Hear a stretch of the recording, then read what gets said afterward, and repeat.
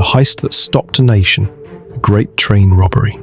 It began in the early hours of August 8, 1963, as the Royal Mail train rumbled through the English countryside carrying millions in cash. 15 men were quietly lying in wait, ready to pull off what would become one of the most daring robberies in British history. The target? A postal train travelling from Glasgow to London, carrying cash collected from across Scotland. The amount? £2.6 million, over $70 million in today's money. But this wasn't just a smash and grab. This was a meticulously planned operation involving insiders, false signals, military precision, and even walkie-talkies.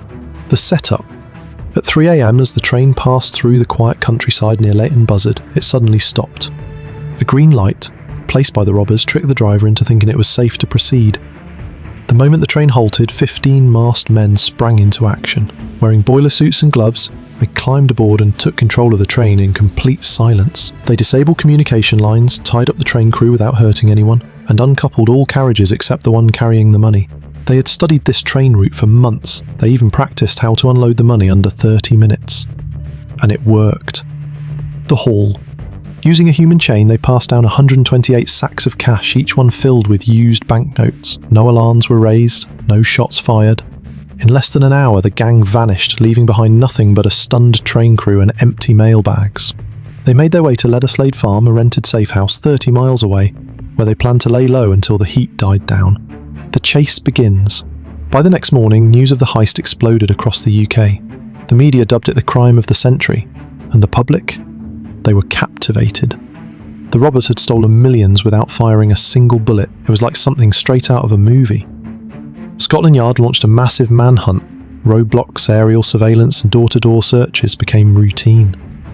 Cracks in the plan. But despite the gang's planning, mistakes were made. At the farmhouse hideout, they played Monopoly with real stolen cash, literally leaving fingerprints on the bills. They abandoned the farmhouse too late, and police found it days later full of clues.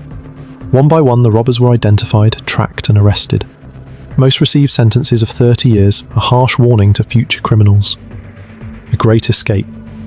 But the story didn't end there. One of the gang's leaders, Ronnie Biggs, pulled off an escape just 15 months into his sentence. He climbed over the prison wall, boarded a boat to France, then disappeared into Brazil. For decades, he taunted British police from afar, even recording songs and doing interviews. He finally returned to the UK in 2001, old and sick, and surrendered, serving the rest of his sentence until his death in 2013. Legacy of a legend. The Great Train Robbery inspired books, films, and endless speculation. Some of the money was never recovered, and to this day it remains a textbook case of criminal genius, equal parts brilliance and recklessness. It's a tale of ambition, betrayal, and escape, and how even the most perfect crime can unravel with the smallest mistake. From a quiet countryside raid to an international manhunt, the Great Train Robbery proved that even legends can leave trails behind. If you enjoyed this journey through history's most daring heist, don't forget to like, share, and subscribe for more real stories that are stranger than fiction.